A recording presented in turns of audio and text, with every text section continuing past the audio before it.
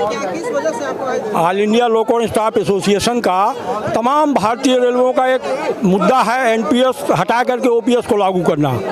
भारत ने 2004 के बाद से सारे सेंट्रल गवर्नमेंट कर्मचारियों को जो है ओपीएस खत्म करके एनपीएस लागू किया हुआ है।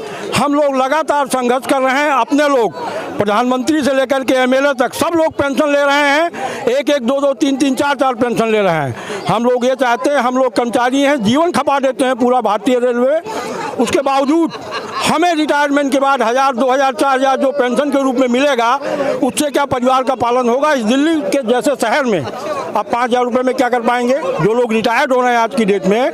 इस व्यवस्था के खिलाफ हम लोग यहाँ खड़े हुए हैं और लड़ रहे हैं।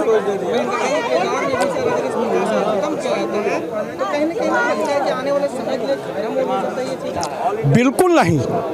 अगर प्लानिंग वे पे कोई सरकार कार्य करती है तो निश्चित तौर पर ओपीएस हमारा बड़ा मुद्दा है और आने वाले समय में जो हमारे इन हितों की रक्षा करेगा हम उसको वोट देंगे। देखिए 2004 के बाद से भारत सरकार एक अमेंडमेंट लेके आई कि हमारे ऊपर बहुत बड़ा ओपीएस का दबाव पड़ रहा है, हम लोगों को एनपीएस में रखेंगे। लेकिन एनपीएस के जो दूसरे देशों के बहुत बड़े बैकग्राउंड थे उसको देख करके भारत सरकार ने इसको इम्प्लीमेंट किया। लेकिन पूरे ऑल ओवर वर्ल्ड में एनपीएस के अगेंस्ट एक ज़बरदस्त माहौल बना हुआ है। एनपीएस का जो बैड इफेक्ट हमारे परिवार पर, हमारी फैमिलियों पर पड़ रहा है, इसके अगेंस्ट हम लोग यहाँ आकर के आज धरने पे बैठे हुए हैं। दूसरा एक बहुत बड़ा मुद्दा है कि रनिंग स्टाफ से छोटी सी गलती पर रेड सिग्नल अगर पार हो गए तो उसको रिमूव फ्रॉम सर्विस का 30 साल 40 साल सर्विस करता है और उसको रेल से निकाल के बाहर कर दिया जाता है। कोई कारण बताओ नोटिस नहीं है, कैसे फाइल जारी किया जाता है। ऐसे फाइल जारी करने के बाद एक इंक्वायरी बैठती है और उसके बाद जो है रिमूव कर दिया जाता है। जबकि नहीं, बिल्कुल गलती से होता है। कारण यह है कि भारत सरकार हमसे गलती कराती है, हम लोग गलती नहीं करते हैं, वो हमसे ज़बरदस्ती गलती कराती है। आप बताइए किसी कर्मचारी का ड्यूटी आवर्स 8 घंटे है और हमसे 12 घंटे 15 घंटे अगर ड्यूटी कराएगी तो उन कंडीशनों पर एम्प्लॉई से मानव भूल हो सकती है।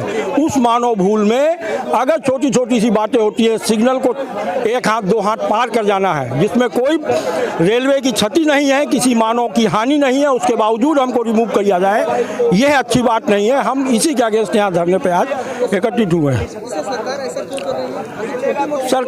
सरकार की एक ही मंशा है कि जितना ज़्यादा कठोर से कठोर कानून कर्मचारियों के बीच में लाएंगे हो सकता है कर्मचारियों के अंदर सुधार हो जाए। लेकिन हम ये चाहते हैं कि सरकार के प्रतिनिधित्व करने वाले लोग, अधिकारी लोग कर्मचारियों के बीच में जाएं और कर्मचारियों से बात करें। किसी भी ऑर्गेनाइजेशन को चलाने के लिए अधिकारी और कर्मचारियों का बराबर हाथ होता है। अगर फ्रेंडली माहौल बनेगा तो उसमें बेहतर वर्क होगा, बेहतर प्रोडक्शन होगा, बेहतर उत्पादन हम लोग दे पाएंगे। सरकार इस बात को मानती नहीं है, सरकार हमारे बीच में आती नहीं है, सरकार के नुमाइंदे हमारे बीच में नहीं आते हैं। बातचीत का जो एक रास्ता होता है, बातचीत का रास्ता नहीं अख्तियार करती है। इसकी वजह से सरकार ज़्यादा से ज़्यादा कठोर दंड दे करके तानाशाही रवैये के कारण हमको रिमूव करने का प्रयास करती है। निजीकरण का बहुत बैड इफेक्ट है।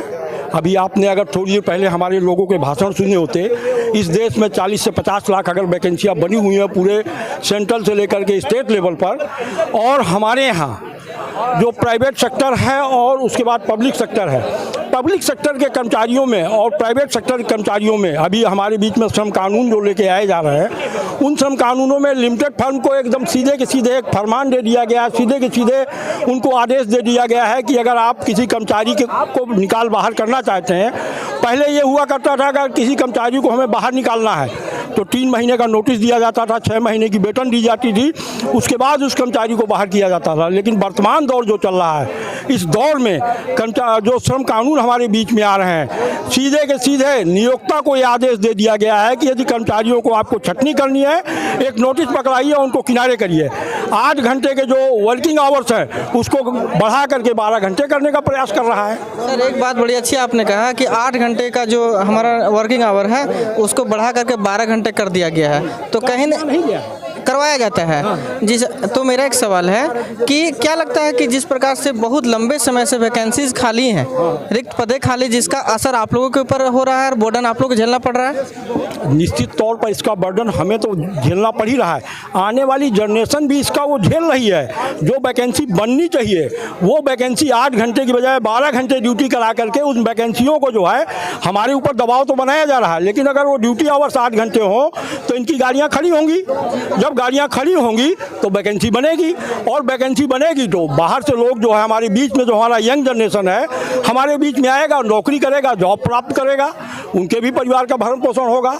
तो यह जरूरी है कि श्रम कानूनों का विरोध, अभी संसद में कानून तो नहीं पास हुआ है, लेकिन इनके जो बाइलाज बन गए हैं उसके अगेंस्ट में श्रमिक वर्ग को जो जानकारी मिली है, श्रमिक वर्ग उस पर उत्तेजित है, और श्रमिक वर्ग अपनी बात जगह जगह सेफ्टी सेमिनार करके, वर्कशॉप करके आम पब्लिक को भी इस बारे में जागृत कर रहा है। मांग होती है जी जी, कर्मचारी, रेलवे कर्मचारी को इससे अलग रखा गया है। बिल्कुल, रेलवे नहीं, सेंट्रल गवर्नमेंट के प्रत्येक वर्ग को इन्होंने सिर्फ मिलिट्री को छोड़ करके प्रत्येक कर्मचारी वर्ग को अलग रखा है, और सभी को 2004 के बाद जो लोग आए हैं सभी को एनपीएस में रख दिया गया है, नो पेंशन स्कीम में रख दिया गया है। ये पेंशन स्कीम शेयर मार्केट से आधारित है। जब शेयर मार्केट से आधारित है तो एक दिन अडानी का शेयर अगर धाम से गिरेगा तो हमारी पेंशन पर क्या प्रभाव पड़ेगा। ओपीएस में क्या होता था कि एक फिक्स पेंशन थी, आपका जो लास्ट बेसिक होता था, लास्ट बेसिक जो हमारा होता था उस बेसिक का हाफ हमारा पेंशन होता था, और समय समय पर जो डीए बढ़ता था उस डीए का भी हमारे पेंशन पर उसका प्रॉफिट मिलता था, हमको हमें बेनिफिट मिलता था। लेकिन वर्तमान में जो एनपीएस का सिस्टम है वो पूरी तरीके से हम कर्मचारी वर्ग को, श्रमिक वर्ग को कोलैप्स करने के मूड में है। सरकार को ये लग रहा है कि ओपीएस में ज़बरदस्त भार पड़ रहा है, लेकिन अगर विथ प्लानिंग ये चीज़ की जाए, आपने देखा होगा तमाम स्टेट गवर्नमेंट्स दबाव में आकर के, चाहे राजनीतिक और चाहे प्रशासनिक, चाहे कर्मचारी वर्ग के दबाव में आकर के तमाम स्टेट्स इसको लागू कर रहे हैं, और जब लागू कर रहे हैं ये मुद्दा राजनीतिक हो गया है। निश्चित तौर पर आने वाले समय में हम श्रमिक वर्ग यूनाइट होकर के इस लड़ाई को लड़ेंगे और भारत सरकार से ओपीएस को लेकर के रहेंगे। जैसे कि राज्यों में लागू भी किया गया हिमाचल प्रदेश की सरकार है, छत्तीसगढ़ में, तो और राज्य भी कर सकते हैं इसको। बिल्कुल बिल्कुल बिल्कुल, आप सही तरीके से, बिल्कुल बिल्कुल, इसमें कोई दो राय नहीं है, कर सकती है इसमें कोई दो राय नहीं है। आने वाले समय में स्टेट गवर्नमेंट के जो चुनाव हैं, चाहे मध्य प्रदेश हो, चाहे कर्नाटक हो, चाहे छत्तीसगढ़ हो, इन सब स्टेटों में ये मुद्दा इस तरीके से हाईलाइट हो गया है कि प्रशासन को मानने के लिए मजबूर होना पड़ेगा और इम्प्लीमेंट करना पड़ेगा इसको। नहीं तो जो सरकार अगर इस मुद्दे को नहीं मानेगी वो सत्ता में नहीं रहेगी किसी भी कंडीशन पर। हम कर्मचारी वर्ग या आम पब्लिक के लोग, उनके बीच में हम लोग जा रहे हैं, उनको भी समझा रहे हैं इस बात को लेकर के कि देखिए ओपीएस और एनपीएस, आज अगर ओपीएस में हमारे बुजुर्ग लोग अभी बोल रहे थे कि 20-20 साल से हम 25-25 साल से अपने परिवार के बीच में जीवित हैं, तो सही ढंग से इसलिए जीवित हैं कि हमको एक भारत सरकार के द्वारा जो हमको पेंशन मिल रही है उस प्रभाव से, अगर हमारे परिवार में बच्चे नौकरी नहीं कर रहे हैं तो हमारे पेंशन की बदौलत पूरा परिवार सही सलामत ढंग से इस महंगाई के दौर में जीवन यापन कर रहा है। जैसे आप धरना प्रदर्शन कर रहे हैं सरकार के खिलाफ, उनसे मांग कर रहे हैं, हाँ, तो आपको डर नहीं लगता कि आजकल जो सरकार के खिलाफ बोलता है जेल में डाल दिया जाता है? क्यों? हम संवैधानिक दौर से गुजरते हैं, देश संविधान से चलता है, किसी सरकार से नहीं चलता है। संविधान की एक उचित जो अवधारणा है उसके अनुसार हमने अपनी डिमांड यहाँ धरने के लिए अगर रखी है तो बाकायदा प्रशासन से एक परमिशन लेकर के यहाँ धरना प्रदर्शन हमारा हो रहा है, और जब प्रशासन से परमिशन लेकर के धरना प्रदर्शन हो रहा है तो बोलने का हमें उचित अधिकार है। हम अपनी बात को आपके सामने रख रहे हैं, हमें किसी सरकार का कोई डर नहीं है।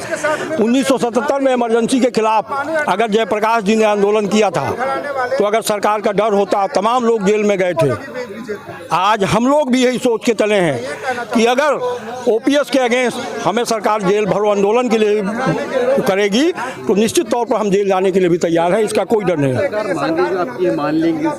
देखिए, 1 साल लगातार तैयारी करने के बाद बच्चा परीक्षा परिणाम आता है, रिजल्ट आता है, और ये संघर्ष है। संघर्ष में क्षणिक परिणाम नहीं मिलते हैं, लगातार कंटिन्यूअस जब हम संघर्ष करेंगे और ये स्थिति हम पूरे देश में पैदा कर देंगे कि सरकार पलट जाएगी तो निश्चित तौर पर सरकार हमको ओपीएस देने के लिए बाध्य होगी। वर्तमान सरकार तो कई जैसे किसान आंदोलन हो, बेरोजगार हो, सब प्रदर्शन कर रहे हैं। बिल्कुल बिल्कुल बिल्कुल, सरकार जो है सुनने को तैयार नहीं। निश्चित तो किसानों के आंदोलन पर सरकार बैकफुट पे गई ना, तमाम फिर दोबारा बैकफुट में गई आगे मान ली थी, लेकिन फिर दोबारा उन्होंने भी बैकफुट में गई और अपनी बातों को कर रही है। इसमें कहीं से कोई दो राय नहीं है। वो अपनी ही मांग जो सरकार की अपनी वो है प्रक्रिया उसको जारी रखे हुए है, वो पीछे नहीं हट रही है। भरोसा है मोदी जी पे कि आपकी मांगे मान लेंगे? हम मोदी जी पे क्यों भरोसा करें, अपने पौरुष पे भरोसा करें। मोदी जी हमारी बदौलत है कि हम मोदी जी की बदौलत हैं? निश्चित तौर पर देश चला रहे हैं, लेकिन हमारे वोट तंत्र की बदौलत वो उस सीट पे बैठे हुए हैं। जिस दिन हम लोग ये तैयार हो जाएंगे कि हम इस सरकार के अगेंस्ट वोट करना है तो देश का प्रधानमंत्री बदल जाएगा। फिर वो जीत रहे हैं। अभी लोगों के अंदर उतनी जागरूकता नहीं आई है इस मत को लेकर के। लोग ये सोच रहे हैं, राष्ट्रवाद का जो नारा लगा हुआ है लोगों के अंदर जो है ये भावना, राष्ट्र के प्रति समर्पित हम लोग भी हैं। अगर हम रेल एम्प्लॉई होकर के राष्ट्र के प्रति समर्पित ना होते तो एक रेल के इंजन पर 2 आदमी के पीछे 10,000 आदमी जो भरोसा करता है वो भरोसा हम पर ना करता। जिस दिन हम राष्ट्र विरोधी हो जाएंगे तो रोज़ एक्सीडेंट होगा ना। हम भी राष्ट्रवादी हैं और देश के प्रति वफादार हैं, और निश्चित तौर पर सरकार चाहे जितना हमारे ऊपर कुठाराघात करे, देश के प्रति जो हमारा प्रेम है वो कम नहीं होगा। हम समर्पित भाव से देश की सेवा करते रहेंगे, लेकिन इस सरकार के अनुचित मांगों के अगेंस्ट हम एकजुट होकर के सरकार के विरोध में आंदोलन तो करेंगे ही करेंगे। और जी सर, मोदी जी की तो सेवा कर रहे हैं देश की। हाँ, वो प्रधान सेवक हैं, इसमें कोई दो राय नहीं है। वो प्रधान सेवक हैं, उन्होंने अपने आप को प्रधान सेवक कह रखा है। हम लोग भी रेल के कर्मचारी हैं, और अगर कर्मचारी हैं रेल के तो रेल के हित के साथ साथ, आमजन के हित के साथ साथ अपने हितों की भी तो लड़ाई लड़ेंगे हम लोग। हमारे हित जो हैं, हमारे हित हैं NPS, OPS, स्पैड में रिमूवल, क्षणिक घटनाओं के बाद रिमूव कर दिया जाता है। 30 साल की हमारी पूरी सेवा, बेदाग सेवा के बाद हमको निकाल के बाहर कर दिया जाता है। एक भी मतलब पीठ पे हाथ नहीं ठोका जाता है कि आप बहुत बढ़िया वर्कर हैं इस देश की सेवा में। Thank you sir.